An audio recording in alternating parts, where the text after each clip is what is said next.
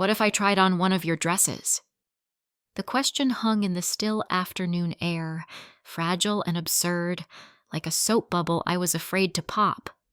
I hadn't meant to say it. The words had simply escaped. They'd been rattling around in the locked attic of my mind for years, a ghost I never acknowledged. And now, they were free, standing between me and my wife. Lily. We were in our bedroom, the late Saturday sun casting long, lazy stripes of gold across the hardwood floor. Lily was folding laundry on the bed, a serene rhythm to her movements that I'd always found calming. I was just standing by the window, watching the breeze tease the leaves of the old oak tree in our yard, feeling a familiar, nameless restlessness stir inside me.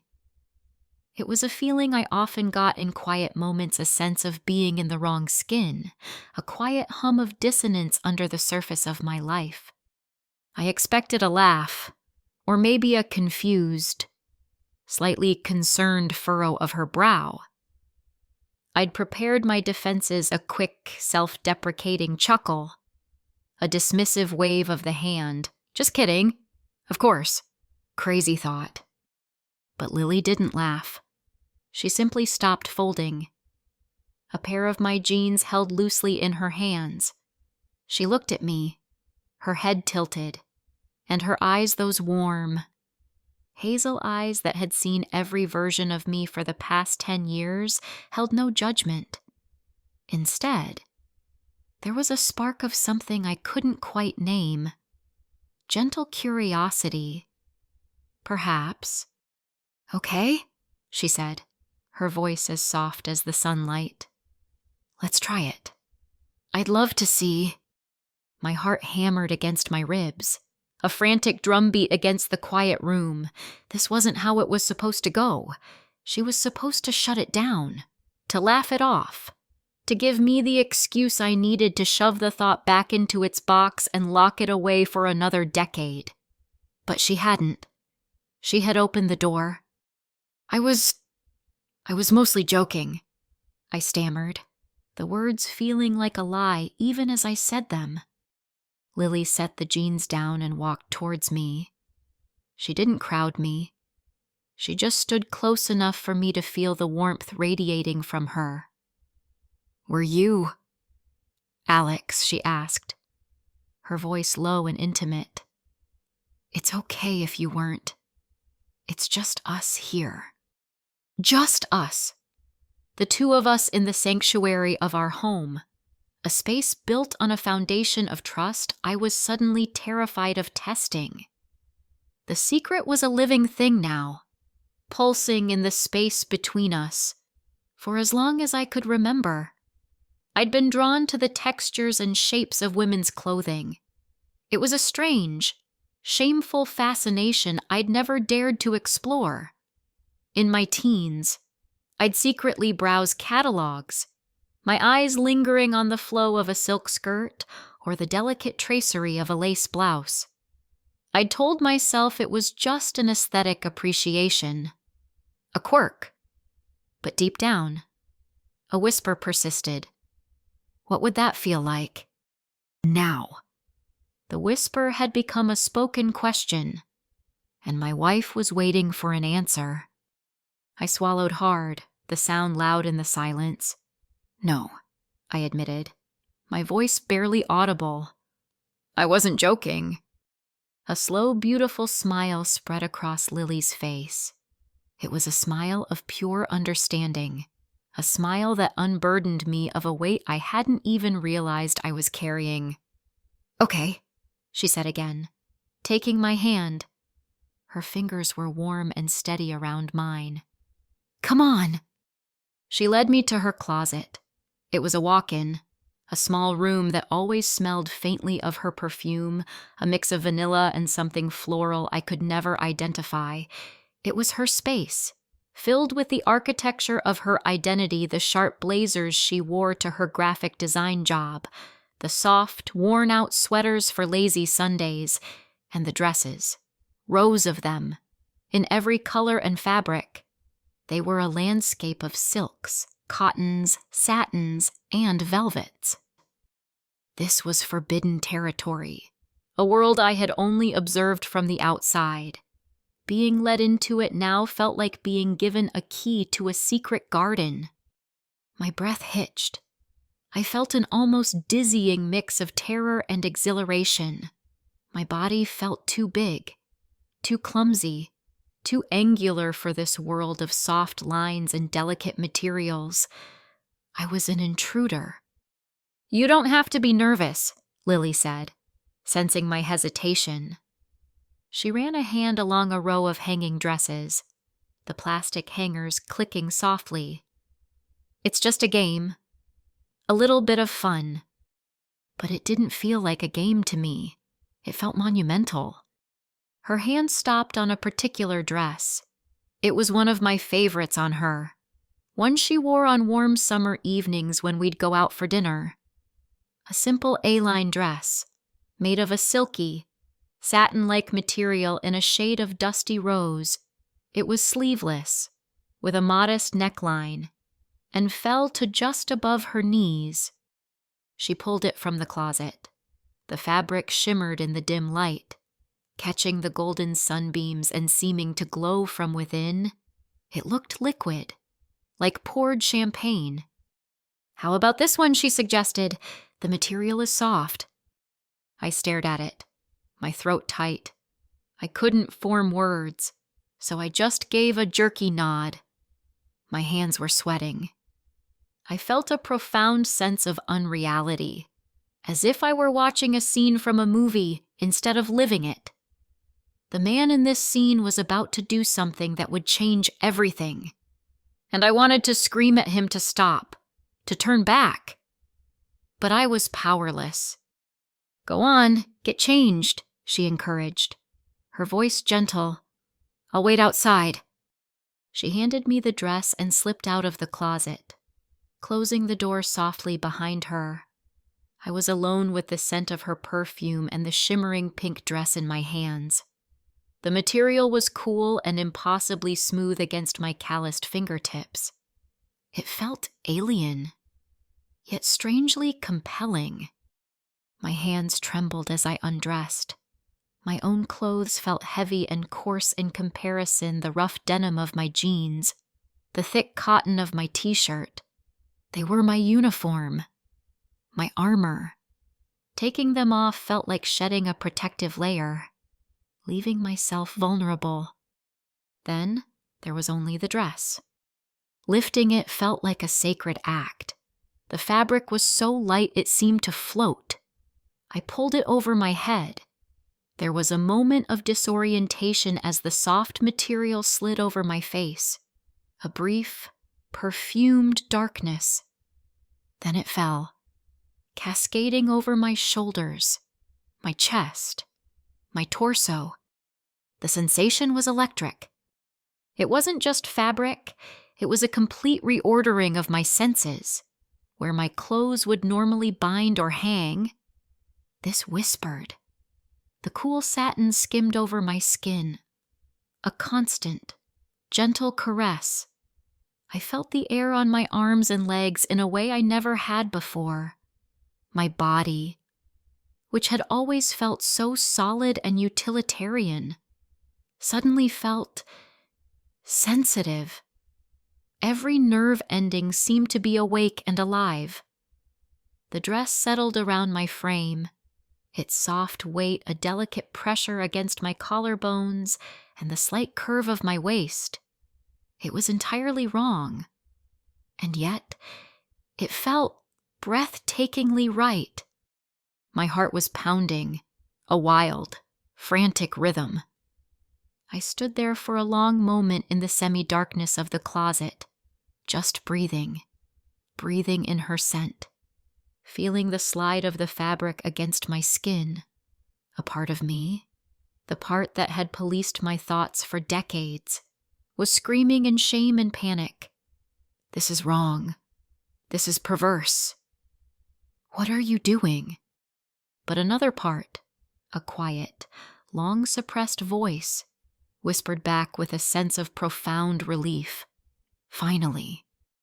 I took a deep, shaky breath and pushed the closet door open. Lily was sitting on the edge of the bed, waiting.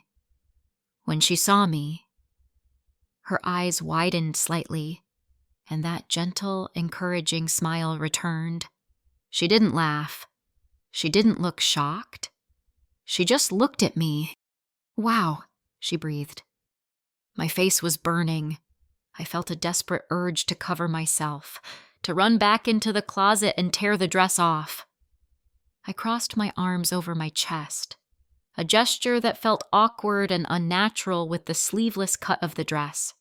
The smooth fabric under my palms was a startling reminder of what I was doing. I look ridiculous," I mumbled, unable to meet her gaze. My voice sounded rough and foreign. "No, Alex," she said, her voice firm but kind. She stood up and walked towards me, her steps slow and deliberate. "You don't.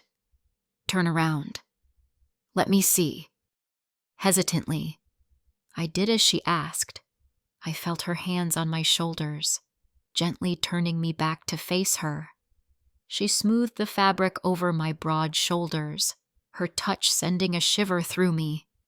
"It's different," she said, thoughtfully. "I never would have imagined, but it suits you more than I thought." She looked me in the eye, and her gaze was so full of sincerity, of affection, that a knot of tension I didn't even know I was holding in my chest began to loosen. She wasn't humoring me. She meant it. "You look," she paused, searching for the word, "gentle." Gentle. It wasn't a word I would ever have used to describe myself. I was a man. I was solid, dependable, strong. But standing there, bathed in the golden light of our bedroom, with the soft whisper of satin against my skin, I felt it. A softening, a release of some long-held rigidity in my soul, a tension I hadn't known was there until it was gone. It was as if my body had let out a breath it had been holding for 35 years. And in that quiet, sunlit room, with my wife's accepting eyes on me, I felt the first terrifying, exhilarating crack in the foundation of the man I had always pretended to be. The mirror was an enemy I couldn't avoid. It stood against the far wall of our bedroom, a full-length monolith framed in dark wood, and it had witnessed every stage of my life in this house. It had seen me in my best suit, ready for a wedding, in my oldest sweatpants, sick with the flu, in the nude, toweling off after a shower. It was an impartial observer, reflecting only the truth. And now, I was terrified of the truth it was about to show me. Lily seemed to understand. She took my hand again, her grip a small, warm anchor in my sea of anxiety. "Come on," she whispered. "You have to see." She led me across the room. Each step was a strange negotiation. The hem of the dress swished against my legs, a soft, insistent rhythm that was utterly foreign. I was acutely aware of my own body, the hair on my calves, the width of my shoulders, the solid set of my jaw. I felt like a fraud, a clumsy caricature of womanhood. We stopped in front of the glass. For a second, I kept my eyes fixed on the floor, on the pattern of the rug, on anything but the reflection. "Look, Alex," Lily prompted, her voice soft but firm. Slowly, reluctantly, I lifted my head. The person looking back at me was a stranger. It was me, of course. My face, my height, my body. But it was a version of me I had never seen before, filtered through a lens of soft, pink satin. The dress did little to hide my masculine frame.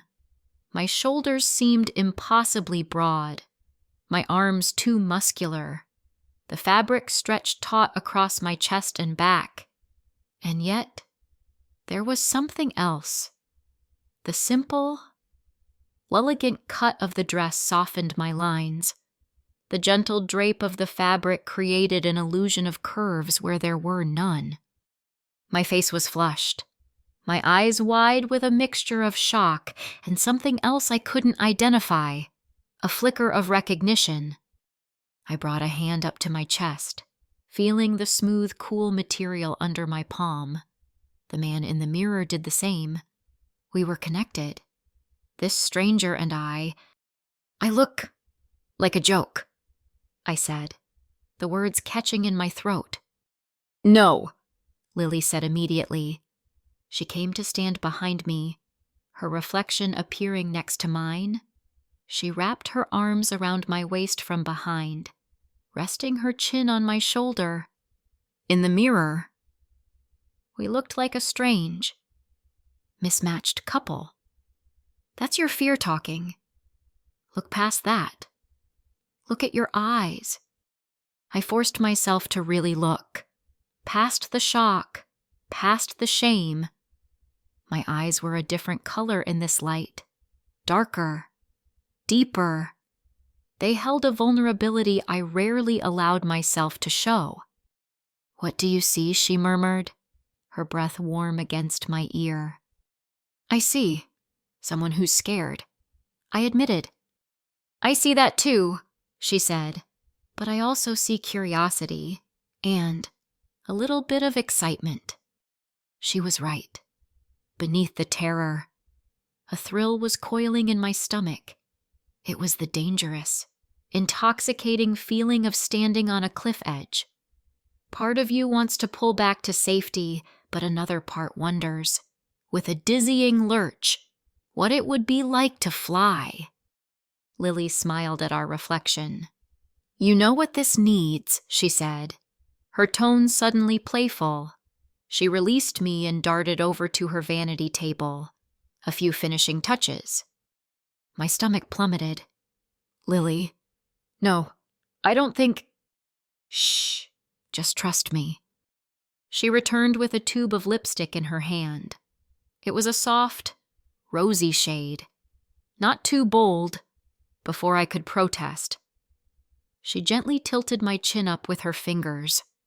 "Stay still," she commanded softly. Her proximity was overwhelming. Her scent, the warmth of her body, the intense focus in her eyes as she concentrated on my lips. My heart was doing a frantic tap dance against my ribs. I had never been this passive with her. I was always the one to initiate, the one in control. Now, I was just standing there, pliant and vulnerable. As she applied a layer of color to my mouth, the lipstick was cool and waxy. It felt incredibly strange, a foreign coating on my skin. She was careful and precise, her touch as light as a butterfly's wing. When she was done, she stepped back to admire her work. "Perfect," she declared. She took my hand and turned me back to the mirror. The change was small, but the effect was staggering. The touch of pink on my lips softened my entire face. It drew attention away from the hard line of my jaw and highlighted a fullness in my lips I'd never noticed before. It was a subtle signal, a small shift in the alphabet of my appearance, but it spelled out a completely different word. "And one more thing," she said. Disappearing into her closet again, she emerged holding a pair of low heels. They were a simple, nude pump with a heel no more than 2 inches high. The shoes make the outfit. "You won't. These are my comfy ones. Just try." Defeated by her gentle persistence, I sat on the edge of the bed.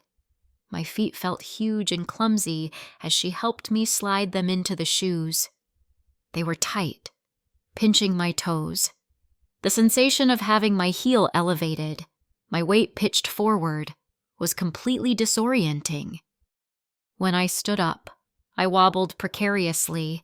I instinctively reached out, and Lily caught my hands, steadying me. "Easy," she laughed. "Small steps." I felt like a newborn foal, all gangly limbs and uncertainty. I took a few awkward, stilted steps, my ankles straining. The dress swished with the clumsy movement. I looked in the mirror again. The man was gone.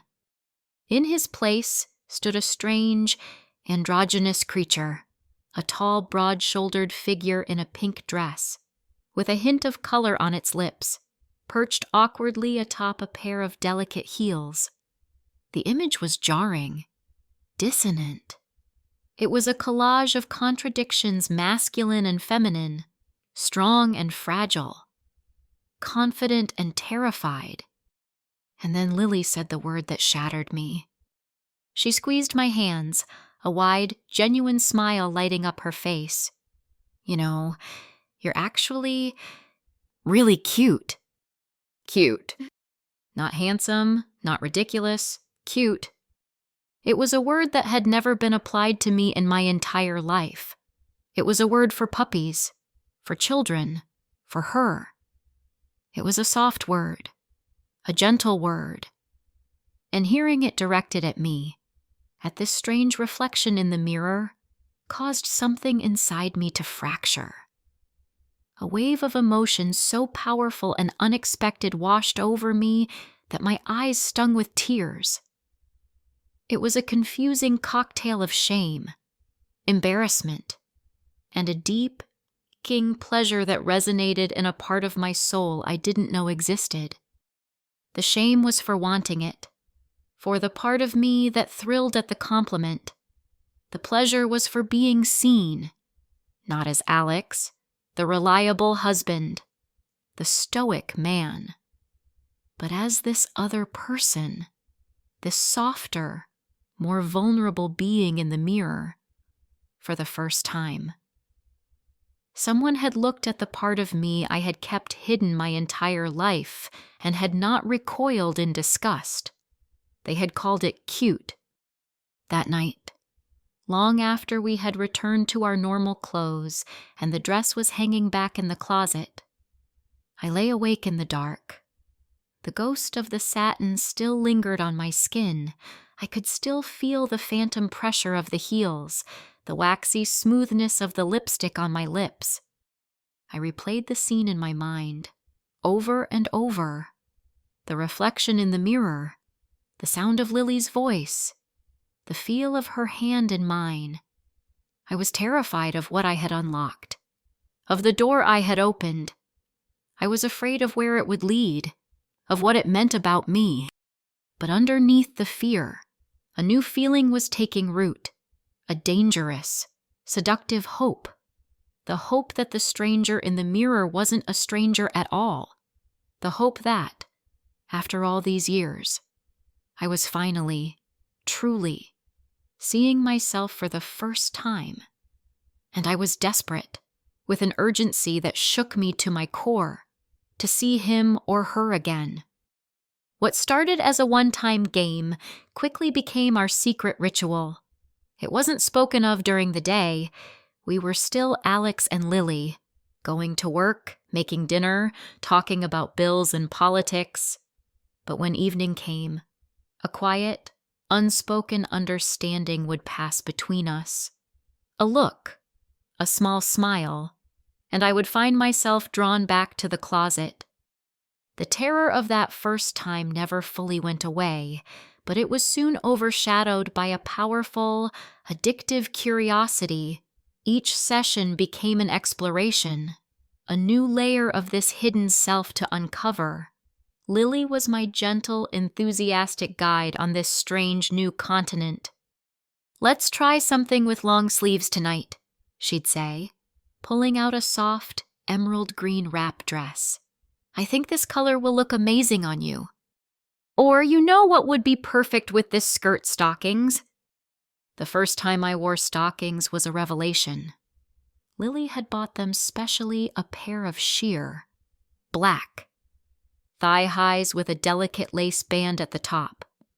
I sat on the edge of the bed, my heart thudding, as she showed me how to gather the delicate nylon and gently roll it up my leg. The sensation of the sheer fabric sliding over my skin, encasing my entire leg in a smooth, silky sheath, was breathtaking. It was both constricting and liberating. When I stood and looked in the mirror, my legs looked longer, more defined, transformed from something purely functional into something elegant. The lace bands felt impossibly decadent against my upper thigh, a secret whisper of femininity hidden beneath the hem of a skirt. With each new article of clothing, a new piece of a puzzle I didn't know I was solving clicked into place. The structured confinement of a bra, even an empty one, changed my posture, forcing me to stand straighter, to hold my shoulders back. A simple silk scarf tied around my neck made me more conscious of my movements, encouraging a grace I didn't know I possessed. The click-clack of heels on the hardwood floor was a constant reminder of the persona I was inhabiting, forcing me to walk with a deliberate, measured gait instead of my usual heavy tread.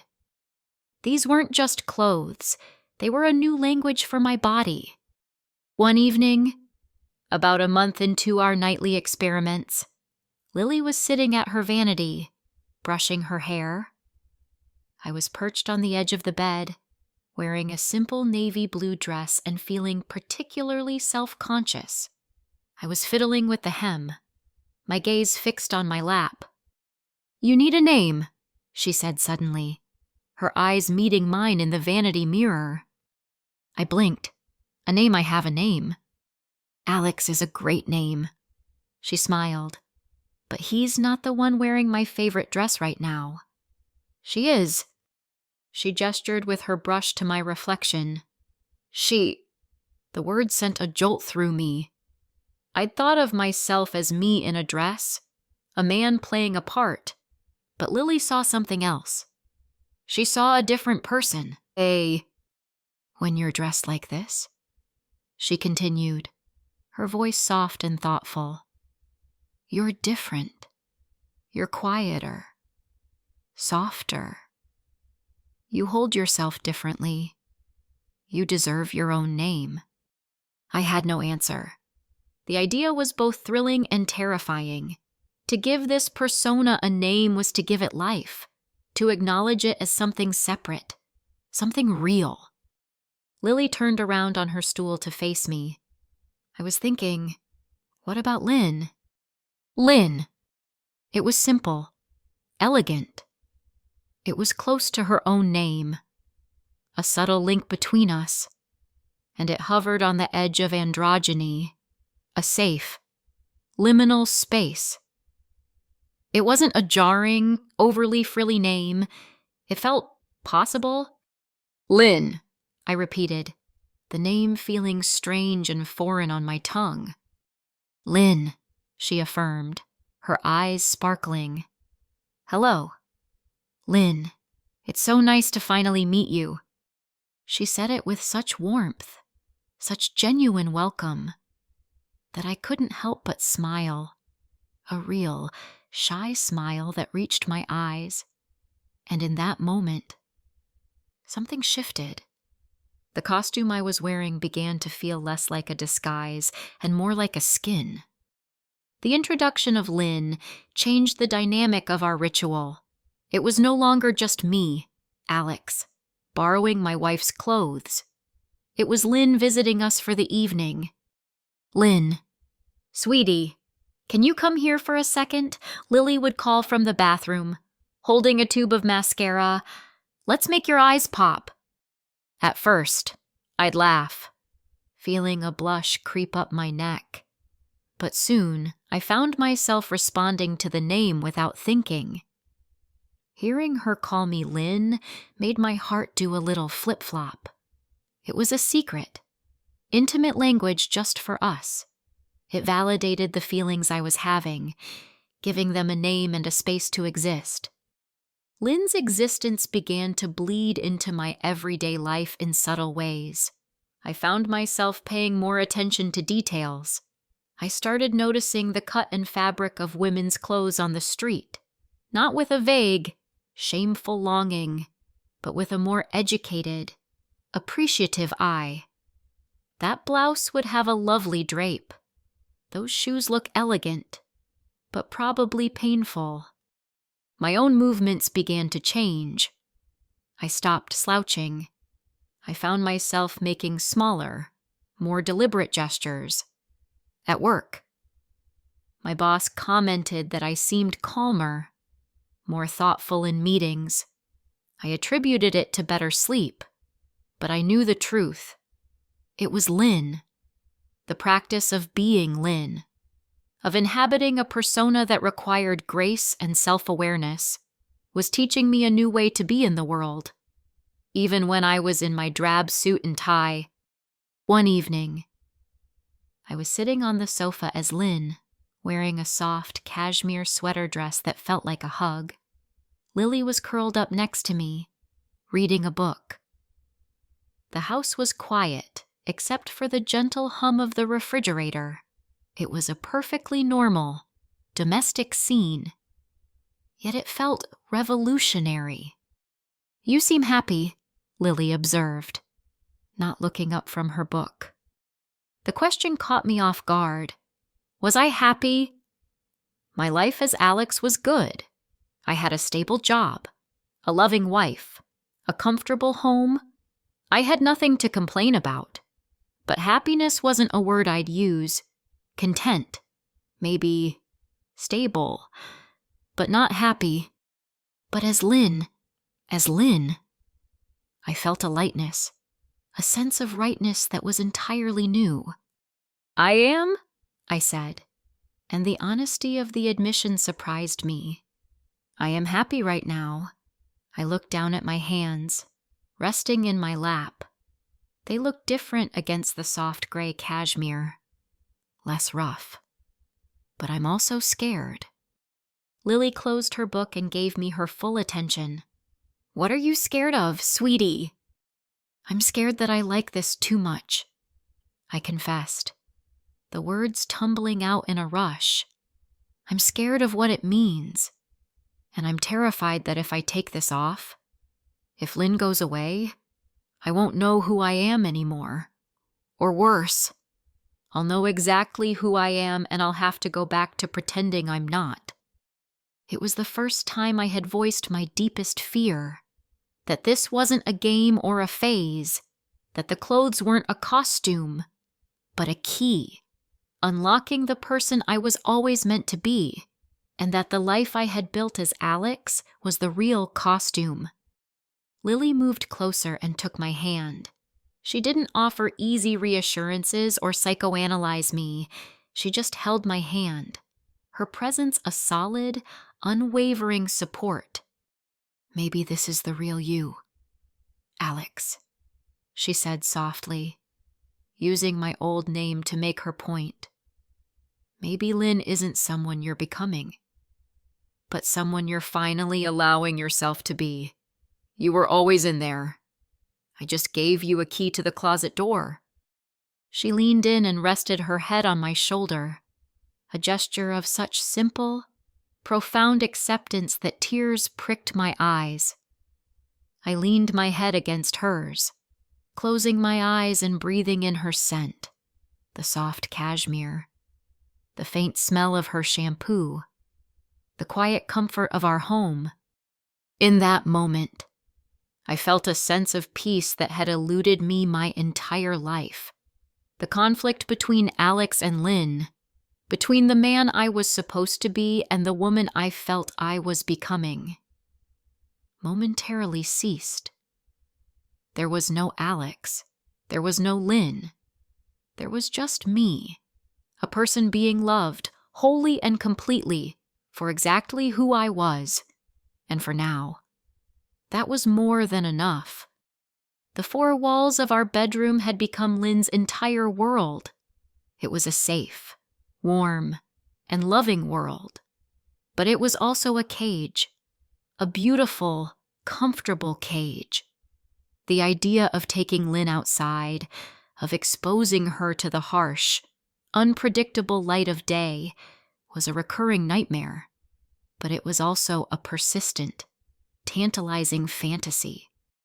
What would it feel like to feel a real breeze on my bare legs, to walk on a public sidewalk in heels, to exist as Lynn, in the same world that Alex navigated so easily every day? The thought was equal parts paralyzing and electrifying. It was Lily, of course, who pushed me from the nest. It was a bright, crisp autumn morning. The sky was a brilliant, cloudless blue, and the leaves on the oak tree outside our window were a riot of red and gold. "It's too beautiful a day to stay inside," Lily announced, as she pulled on a pair of jeans. I was sitting on the bed, already dressed as Lynn. It had become my weekend morning routine. I'd wake up, shower, and instead of reaching for my usual jeans and t-shirt, I'd slip into a simple day dress or a skirt and sweater. It felt more natural now than my old clothes ever had. Today, I was wearing a knee-length, pleated plaid skirt, a soft black turtleneck sweater, and thick, opaque tights. "Let's go for a walk," she said, her tone deceptively casual. I froze. "A walk?" "Yes, just around the block. No one will be out. It's early.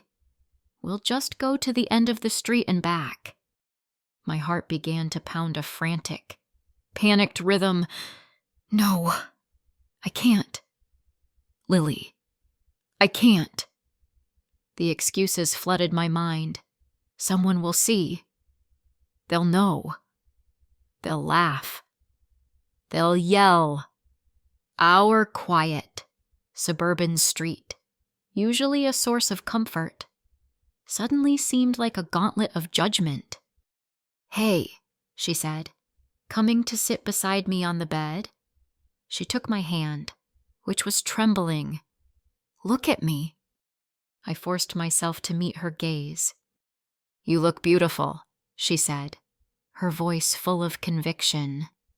"You look like a woman getting ready to go for a walk on a lovely autumn day. That's all anyone will see. I promise. But my face, my hands, my voice, we can take care of that." For the next hour, Lily became my transformation artist. She sat me down at her vanity and performed a kind of everyday magic. She showed me how a little bit of foundation could soften the shadow on my jawline, how a careful application of eyeliner and mascara could make my eyes look wider and more feminine. She was a patient and gentle teacher, explaining each step. Then came the hair. She produced a wig she had ordered online weeks ago, without telling me. It was a simple, shoulder-length bob in a natural-looking shade of brown, very similar to her own hair, as she settled it onto my head, tucking my own short hair underneath. The final piece of the puzzle clicked into place. I stared at the mirror, stunned. The woman looking back was no longer a man in a dress. The makeup, the hair, the clothes, they all worked together to create a cohesive, believable whole. The face was still mine, but it was a softer, gentler version. It was Lynn's face. "See," Lily whispered, her hands on my shoulders. "They'll just see a lovely lady." Her confidence was infectious. Looking at this new reflection, a tiny spark of courage ignited within my fear. Maybe I could do this. Getting ready to leave was an ordeal.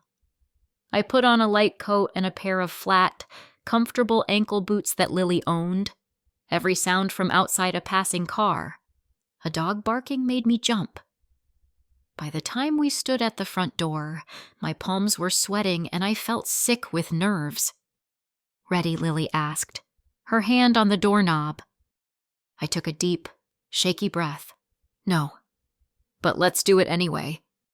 She smiled and opened the door. The first step outside was like stepping onto another planet. The crisp autumn air felt different on my skin. The sunlight seemed brighter, more intense. Every sensation was amplified 1,000 times. I could feel the gentle breeze lifting the hem of my skirt, the soft fabric of my tights against my legs, the solid ground beneath my boots. My entire body was tense, braced for impact. I kept my head down, my eyes fixed on the pavement, certain that every window I passed held a pair of judging eyes, that every person was staring, pointing, whispering. I imagined the laughter, the insults. Lily slipped her arm through mine. "Just breathe," she murmured, "and look up. It's a beautiful day." I forced myself to lift my head. The world looked exactly the same as it always had. The sky was still blue. The leaves were still red and gold. A neighbor across the street was raking his lawn, and he gave us a brief, friendly nod without a second glance. A woman jogged past us, earbuds in, lost in her own world. No one was staring. No one was pointing. No one seemed to notice or care. They saw two women, walking arm in arm, enjoying a beautiful autumn morning. The realization washed over me with the force of a tidal wave. The prison of my fear had been built in my own mind, out here, in the real world. I wasn't a freak or a spectacle. I was anonymous, invisible in plain sight. As the tension slowly drained from my body, I started to actually experience the walk. I felt the sun on my face, a gentle warmth that seemed to seep into my bones. I felt the satisfying swish of my pleated skirt with each step. I felt the comforting pressure of Lily's arm linked with mine. For the first time in my life, the way I felt on the inside matched the way I was presenting myself to the world. The dissonance was gone. In its place was a profound, quiet sense of peace, of wholeness. I started to walk with a little more confidence, my steps becoming less hesitant. A small smile touched my lips. I looked over at Lily, and she was already looking at me, her face beaming. She knew. She understood the monumental shift that was happening inside me. The walk was only 10 minutes, a short loop around our block. But in those 10 minutes, my world had been redrawn. The cage door had been thrown open. That evening, after I had washed off the makeup and put the wig away, I stood in front of the bedroom mirror in my old, familiar jeans and t-shirt. I looked at Alex's reflection. He seemed like a stranger now, or rather, like an old photograph of a person I used to be. The clothes felt wrong, like a costume. The rigid masculinity felt like an ill-fitting suit I had been forced to wear for my entire life. I looked at my face in the mirror, searching for Lynn. I could still see her there, in the softness around my eyes, in the memory of a smile on my lips. "I don't know who I am anymore," I whispered to my reflection. The fear was still there, but it was different now. It was no longer the fear of being discovered. It was the fear of losing this new, true self I was just beginning to find. Lily came up behind me and wrapped her arms around my waist. She rested her head on my back, her voice a comforting murmur against my shoulder blade. "I know who you are," she said. "You're the person I fell in love with.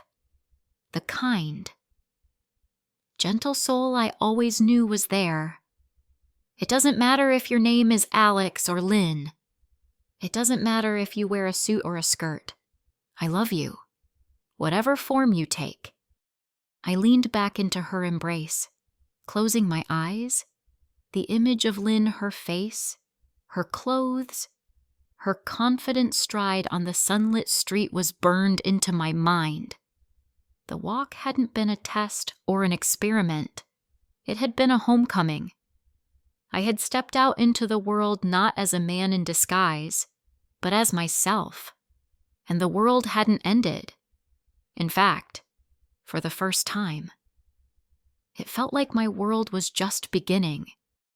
The date on the calendar had been circled for weeks, our 11th wedding anniversary. In previous years, it had been a day of predictable, comfortable celebration, a nice dinner out, a thoughtful but safe gift. This year, it felt different. It loomed with a significance that had nothing to do with the number of years we'd been married. It felt like a crossroads. A day when the unspoken questions about our future, about my identity, would need to be addressed. I spent the weeks leading up to it in a state of quiet anxiety. I was living a dual life. By day, I was Alex, the competent project manager, a man among men. My evenings and weekends were increasingly spent as Lynn, exploring her style, her voice, her place in our home. The transition between the two selves was becoming more and more jarring. Taking off Lynn's clothes at night felt like an act of self-betrayal. Putting on Alex's suit in the morning felt like donning a heavy, suffocating coat of armor. I didn't know how to bridge the gap. I didn't know how to be one person. On the morning of our anniversary, I woke to find Lily already gone from the bed. A single, beautifully wrapped box was sitting on my pillow. It was a flat, rectangular box, tied with a simple white ribbon. My heart started to beat a little faster. I sat up and carefully untied the ribbon, lifting the lid.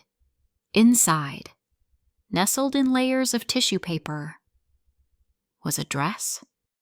It was made of a heavy, lustrous white satin that felt like cool water against my fingertips.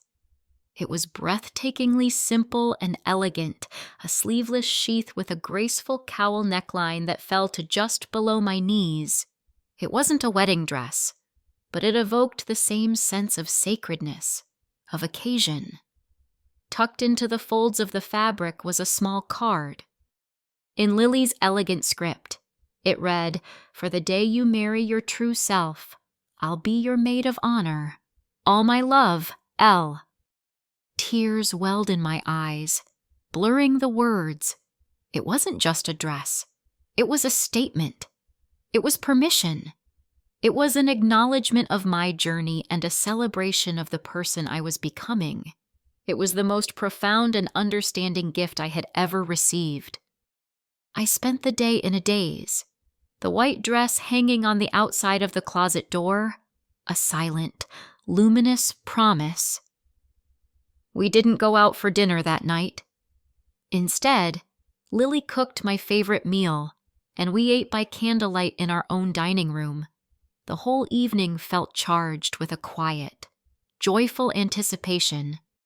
After dinner, she simply smiled and nodded towards the bedroom. "I think it's time."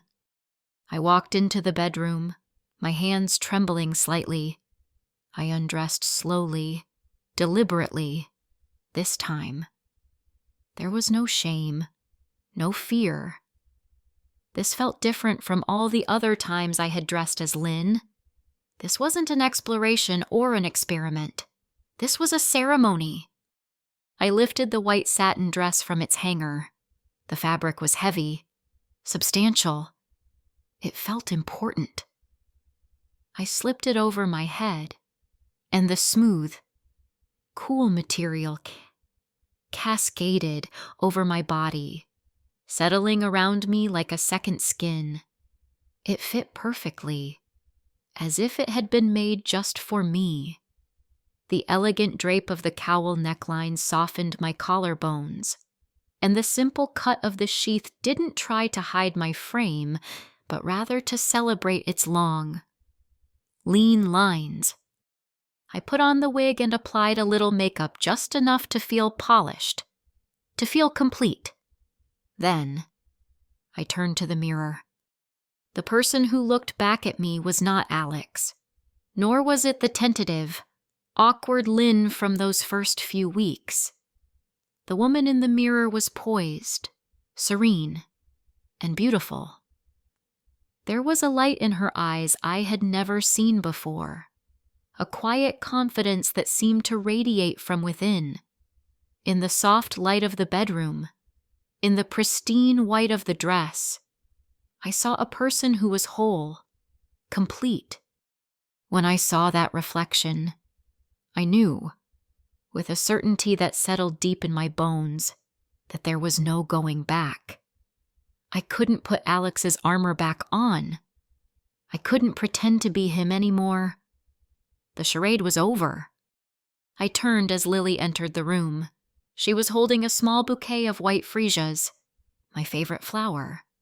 She stopped in the doorway, her eyes wide, her hand going to her mouth. Tears shimmered in her eyes. "Oh, Lynn," she whispered. "You're so beautiful." She walked over and handed me the flowers. Their delicate, sweet scent filled the air.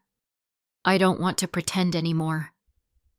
"Lily," I said, my voice thick with emotion, but steady. "I don't want to be Alex at work and Lynn at home. I don't think I can do it." "Then don't," she said simply, her gaze unwavering. "Don't pretend. From now on, just be, but my job, my family, our friends, the litany of fears, the real-world obstacles, tumbled out. We'll figure it out," she said, with a strength that fortified my own.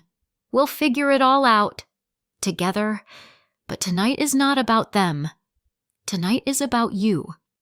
She took my hand and led me to the center of the room. She pulled her phone from her pocket and put on a slow, soft song, a piece of music we both loved. "May I have this dance?" she asked, a playful, loving smile on her lips.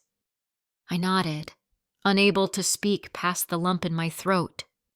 She put her arms around my waist, and I rested mine on her shoulders. We began to sway gently to the music. The satin of the dress whispered against me, a soft chorus to the melody, in the warm lamplight of our bedroom. I held my wife, and we danced. It wasn't a dance of celebration for a marriage that had happened 11 years ago. It was a dance for a new beginning, a dance for the death of a lie and the birth of a truth. I leaned my head against hers, my eyes closed, the scent of freesias all around me. I felt the comforting, solid warmth of her body, the gentle rhythm of our steps, the whisper of the satin. And for the first time, I didn't feel like a man in a dress. I didn't feel like I was playing a part. I felt like me, just me, Lynn. And as we danced in the quiet intimacy of our home, I felt a profound, unshakable sense of peace. I was home, finally, after a lifetime of wandering. I was home in my own skin. The white dress wasn't an ending. It was a beginning. The day after our anniversary marked the first day of the rest of my life, a life where Lynn wasn't a secret, but a reality. It wasn't an easy, instantaneous transformation. The world didn't just magically reshape itself to accommodate my truth, but the decision had been made. There was no going back. The first step was telling people. It was the most terrifying prospect I had ever faced. We decided to start small, with Lily's sister, Sarah, a woman whose open-mindedness we trusted. We invited her over for dinner. I spent the entire day sick with anxiety. I dressed carefully as Lynn, choosing a simple but elegant outfit, a pair of well-fitting dark trousers, a cream-colored silk blouse, and low heels. It was a look that felt professional, serious, and undeniably feminine. When Sarah arrived, Lily let her in. I waited in the living room, my heart hammering against my ribs. I heard their voices, and then Sarah walked in. She stopped short, her eyes widening as she took in my appearance. The silence stretched for an eternity. I could feel a hot blush creeping up my neck. Then, she broke into a wide, slightly confused, but ultimately warm smile. "Wow," she said, looking from me to Lily and back again. "Okay, someone needs to tell me what's going on, but before that, Lynn, is it Lily told me your name? That is a fantastic blouse. Where did you get it?" The sheer, wonderful normalcy of her reaction broke the tension. I burst out laughing, a sound of pure relief. That night, over pasta and wine, we told her everything. She listened with compassion and asked thoughtful questions. There was no judgment, only a sincere effort to understand. Leaving that night, she gave me a fierce hug. "It's brave. What you're doing," she whispered. "I'm proud of you. Both of you." Her acceptance was the first stone in a new foundation of support. My own family was harder. My parents, staunchly traditional, struggled to comprehend. There were difficult, tearful phone calls, a period of strained silence, but Lily was my rock, constantly reminding me that their journey of acceptance was their own, and it didn't invalidate mine.